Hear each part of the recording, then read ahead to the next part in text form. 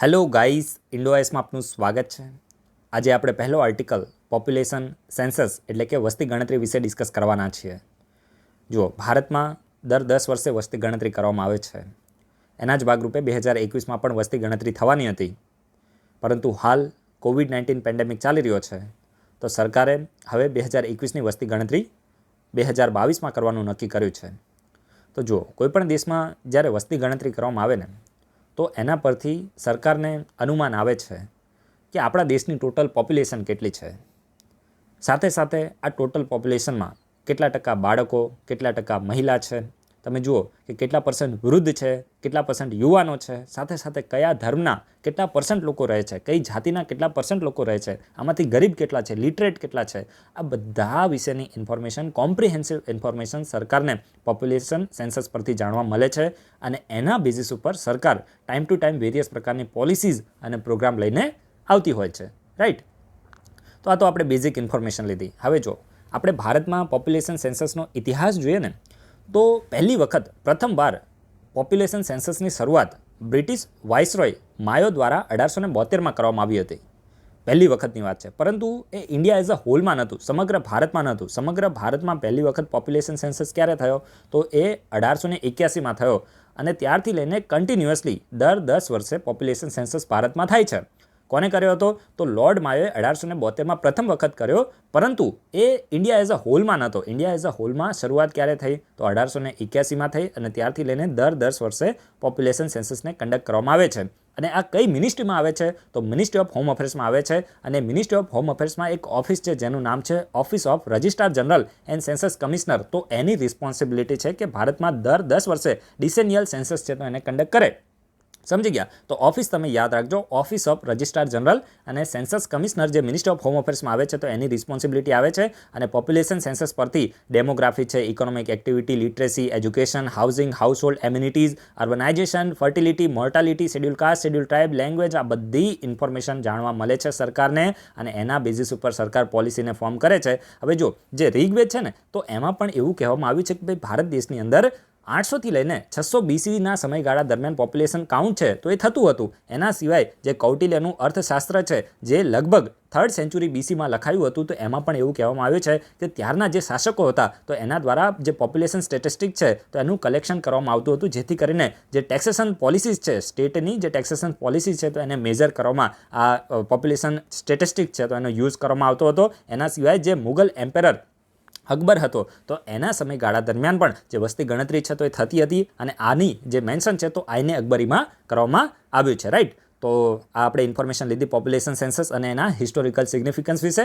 હવે જો હું તમને આના વિશે થોડી ઇન્ફોર્મેશન પૂછું કે આઈને અકબરી છે તો કોના દ્વારા લખવામાં આવ્યું હતું, આના વિશે તમે થોડી ઇન્ફોર્મેશન આપો ને તમને થોડા વધારે પોઈન્ટ મળે તો એ પણ તમે લખી શકો છો. અને એના સિવાય તમે છે ને નેશનલ પોપ્યુલેશન રજિસ્ટર વિશે થોડી ઇન્ફોર્મેશન આપો. એમ બી થોડું કોન્ટ્રોવર્સીમાં રહ્યું છે, તો તમને આના વિશેની ઇન્ફોર્મેશન હોવી જોઈએ. ડિટેલમાં તમારે વિડીયોના કમેન્ટ બોક્સમાં ઇન્ફોર્મેશન આપવાની છે અને તમારી નોટ્સની અંદર આને નોટ ડાઉન કરવાની કોશિશ કરવાની છે.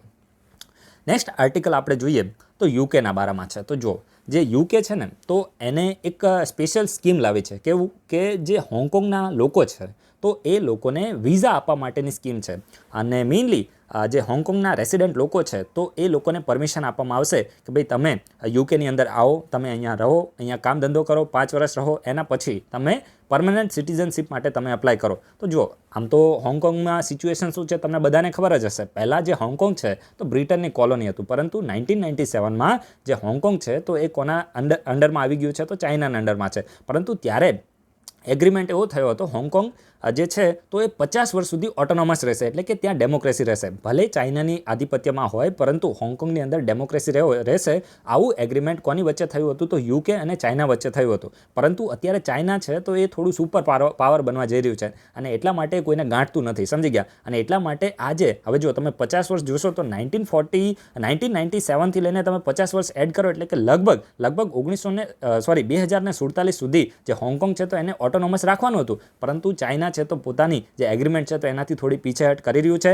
અને અત્યારે તમે જોશો કે ત્યાં એ પ્રકારની સિચ્યુએશન થઈ રહી છે કે જે હોંગકોંગ છે તો એની ઓટોનોમી છે તો એ ચાઇના છીનવી રહ્યું છે અને ત્યાં વિદેશ પ્રકારના જે સ્ટ્રિક્ટ લો છે તો એને લગાવી રહ્યું છે અને ત્યાં પ્રો ડેમોક્રેસી જે પ્રોટેસ્ટ છે તો એ પણ થઈ રહ્યા છે. તમને બધાને એના વિશે ઇન્ફોર્મેશન જ હશે અને એટલા માટે જે યુકે છે તો હોંગકોંગના પેલું આપણે કહીએ ને કે હોંગકોંગના લોકોના સપોર્ટમાં આવ્યું છે અને એ લોકોને બોલે છે કે ભાઈ તમારે ચાઇનાના આ પ્રકારના જે દબાણથી તમારે થોડું દૂર રહેવું હોય તો તમે અમારા જે યુકે છે તો એની અંદર તમે આવીને કામ કરી શકો છો અને તમને સ્પેશિયલ વિઝા આપવામાં આવશે. તો આ બેઝિક તમને ઇન્ફોર્મેશન મળીને કે ભાઈ શા માટે બ્રિટન છે તો એના દ્વારા આ પ્રકારનું સ્ટેપ લેવામાં આવ્યું છે. The UK is opening a special visa scheme that will allow lakhs of the Hong Kong resident a chance to migrate and eventually apply for British citizenship. એટલે કે પહેલાં તો તમે માઇગ્રેટ કરો, ત્યાં 5 વર્ષ તમે રોકાવ અને પછી તમે સિટીઝનશીપ માટે ત્યાં અપ્લાય કરી શકો છો. એટલે ત્યાં 5 વર્ષ સુધી રહેવું પડશે, કામ કરવું પડશે, પછી સેટલમેન્ટ માટે અપ્લાય કરી શકશે અને જ્યારે સેટલમેન્ટ માટે અપ્લાય કરે એના 1 વર્ષ પછી સિટીઝનશીપ માટે અપ્લાય કરી શકશે.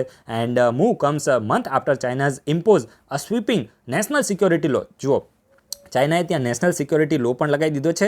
સાથે સાથે over the former British colony, એટલે કે જે હોંગકોંગ છે તો એ તો બ્રિટિશ કોલોની હતું 1997 સુધી, right. And taking aim at pro democratic protest that had captures the global attention since 2019. એટલે કે 2019થી હોંગકોંગની અંદર પ્રોટેસ્ટ ચાલી રહ્યા છે અને તમને બધાને એના વિશે ઇન્ફોર્મેશન હશે. ઇનિશિયલી જે પ્રોટેસ્ટની શરૂઆત છે તો એક એક્સ્ટ્રાડિક્શન બિલથી થઈ હતી, સમજી ગયા. જે જર્નાલિસ્ટ હોય તો એને હોંગકોંગથી એક્સ્ટ્રાડિક્ટ કરીને ચાઇના મોકલવાના હતા, સમજી ગયા, જે પણ ચાઇનાની વિરુદ્ધમાં લખે. તો એના માટે ઇનિશિયલી તો પ્રોટેસ્ટ શરૂઆત થઈ, પરંતુ એ ધીરે ધીરે પ્રો ડેમોક્રેસી પ્રોટેસ્ટ છે તો એની શરૂઆત થઈ ગઈ કે ભાઈ અમને હોંગકોંગ છે તો એને ટોટલી મુક્ત કરી દો ચાઇનાથી, સમજી ગયા. પરંતુ તમને ખબર છે કે ચાઇના જમીનનું ભૂખડ છે અને એ ક્યારે પણ એક ટુકડો પણ ક્યારેય પોતાની જમીન છે તો એને જવા ના દે. એટલે આ લોકોને એક સ્વપ્ન રહી જશે એવું આપણું પણ પ્રેક્ટિકલી જો વિચારીએ તો એ પોસિબલ જ નથી, સમજી ગયા, કે ભાઈ ચાઇના છે તો પોતાની જમીન છે તો એને જતી કરી દે. અને હોંગકોંગની જે ઇકોનોમી છે એ પણ ખૂબ જ સ્ટ્રોંગ છે, તો ચાઇના ક્યારે પણ હોંગકોંગ છે તો એને જવા દેશે નહીં. એના પછી આપણે નેક્સ્ટ જે આર્ટિકલ ડિસ્કસ કરીએ તો એ નેપચ્યુન ડિક્લેરેશનના બારામાં છે. યુપીએસસી માટે છે ને ટોપ લેવલનો ક્વેશ્ચન બને આનાથી કે નેપચ્યુન ડિક્લેરેશન છે તો સાના ઉપર હતી, સમજી ગયા. બસ આટલું જ તમારે યાદ રાખવાનું છે, બીજું આમાં કંઈ તમારે યાદ નહીં રાખવાનું તો ચાલશે. નેપચ્યુન ડિક્લેરેશન છે on C farer wellbeing and crew change. આ જ તમારે યાદ રાખો. સી ફેરર એટલે તમે સમજો જે ખલાસી હોય ને સમુદ્રની અંદર, માની લો કે જે પણ કોમર્શિયલ શિપ ને આ બધું હોય તો એની અંદર ક્રૂ હોય, સમજી ગયા, તો એ લોકોને સી ફેરર કહેવામાં આવે છે. તો નેપચ્યુન ડિક્લેરેશન શા માટે છે તો સી ફેરરની વેલબિંગ માટે, અને જે ક્રૂ ચેન્જ છે તો એના ઉપર છે, સમજી ગયા. તો આટલું જ તમારે યાદ રાખવાનું છે કે જે પણ ખલાસી લોકો હોય તો એમના વેલબિંગ માટે, એમના કલ્યાણ માટે આ નેપચ્યુન ડિક્લેરેશન છે તો એને સાઇન કરવામાં આવી છે. અને અત્યારે ન્યૂઝ શું છે તો જો, એક આપણા દેશની અંદર બોડી છે maritime union of India, maritime union of India, તો એને સરકારને એક વિનંતી કરી છે. વિનંતી શું કરી છે તો જો આપણી જે મિનિસ્ટ્રી ઓફ શિપિંગ છે ને, મિનિસ્ટ્રી ઓફ શિપિંગ, તો એ મેરીટાઈમ ઇન્ડિયા વિઝન 2030 લાવવા જઈ રહી છે અને ફોર્મ્યુલેટ કરવા જઈ રહી છે. એટલા માટે આ મેરીટાઈમ યુનિયન ઓફ ઇન્ડિયા છે તો એને સરકારને વિનંતી કરી છે કે આ જે મિનિસ્ટ્રી ઓફ શિપિંગ છે તો મેરીટાઈમ ઇન્ડિયા વિઝન 2030 લાવવા જઈ રહી છે તો એની અંદર આ Neptune declaration on C farer wellbeing and crew change છે તો એની જે પણ પ્રોવિઝન છે તો એને પણ સંજ્ઞાનમાં લેવામાં આવે. તો આ પ્રકારની વિનંતી કરવામાં આવી છે કે ભાઈ આની અંદર જે પણ કહેવામાં આવ્યું છે તો એને આ વિઝનની અંદર સામેલ કરવામાં આવે, સમજી ગયા, એને સંજ્ઞાનમાં લેવામાં આવે. તો જો the maritime India vision 2030 will be formulated by ministry of ports, shipping and waterways of India. એટલે કે મિનિસ્ટ્રી ઓફ પોર્ટ્સ છે તો એના દ્વારા આ જે મેઇનલી જે મેરીટાઈમ ઇન્ડિયા વિઝન 2030 છે તો એને ફોર્મ્યુલેટ કરવામાં આવવાનું છે. અને નેપચ્યુન ડિક્લેરેશનની આપણે વાત કરીએ તો લગભગ 450 જેટલા જે ઓર્ગેનાઇઝેશન છે તો એના દ્વારા સાઇન કરવામાં આવ્યું છે. અને the daily lives and wellbeing of seafarer was highly impacted due to COVID-19 pandemic and it led to humanitarian crisis at the sea. એટલે કહેવા શું માંગે છે કે ભાઈ અત્યારે COVID-19 પેન્ડેમિક ચાલ્યો તો તમને ખબર હશે કે ભાઈ ટ્રેડ તો ઇન્ટરનેશનલ ટ્રેડ એકદમ બંધ જ હતો ને, અને એટલા જ માટે આ જે સી ફેરર જે ખલાસી લોકો હતા, જે ઇન્ટરનેશનલ ટ્રેડ શિપના જરિયા થાય છે તેમાં જે ક્રૂ મેમ્બર હતા તો એમને ખૂબ જ આની નેગેટિવ ઇમ્પેક્ટ થઈ છે. અને એના હિસાબથી જે સી ફેરરની જે વેલબિંગ છે તો એને પણ એમની જે ડેઇલી લાઈફ છે તો એને પણ ખૂબ જ જે COVID-19 પેન્ડેમિક છે તો એને ઇન્ફેક્ટ કરી છે. અને it led to humanitarian crisis at the sea, right. હવે જો આપણે મેરીટાઈમ યુનિયન ઓફ ઇન્ડિયા છે તો એના વિશે આપણે થોડી બેઝિક ઇન્ફોર્મેશન લઈએ તો જો આ ઇન્ડિયાની ઓલ્ડેસ્ટ મરીન ઓફિસ આને માનવામાં આવે છે, ઇન્ડિયાની ઓલ્ડેસ્ટ મરીન ઓફિસ છે. And it represent the merchant navy officers who are its member. એટલે કે આની અંદર જે મેમ્બર હોય ને તો એ મર્ચન્ટ નેવીના ઓફિસર જ આના મેમ્બર હોય છે, right. And the office is affiliated to the international transport workers federation London UK, સમજી ગયા. તો યુકેના લંડનમાં જે ઇન્ટરનેશનલ ટ્રાન્સપોર્ટ વર્કર ફેડરેશન છે તો એનાથી આ બોડી કેવી છે, અફિલિએટેડ બોડી છે, એની સાથે સંકળાયેલી બોડી છે. And the office work with the primary objective of working for ensuring the fairness of the work and wage condition for the member. એટલે કે આ જે મેરીટાઈમ યુનિયન ઓફ ઇન્ડિયા છે તો એના મેમ્બર છે તો એને નિષ્પક્ષ રીતે એમને કામ મળે, સાથે સાથે નિષ્પક્ષ રીતે એમને વેજીસ મળે, એમને મહેનતાણું મળે, તો એને એન્શ્યોર કરવાનું કાર્ય છે તો મેરીટાઈમ યુનિયન ઓફ ઇન્ડિયા દ્વારા કરવામાં આવે છે. અને આની બ્રાન્ચ ઓફિસ કઈ કઈ જગ્યાએ છે તો કલકત્તા, બધું તમે યાદ ના રાખતા, કલકત્તા છે, ચેન્નાઈ છે, ચંદીગઢ છે, વિશાખાપટ્ટનમ, તુતીકોરીન, આ બધી જગ્યાએ આની જે ઓફિસ છે તો આવેલી છે.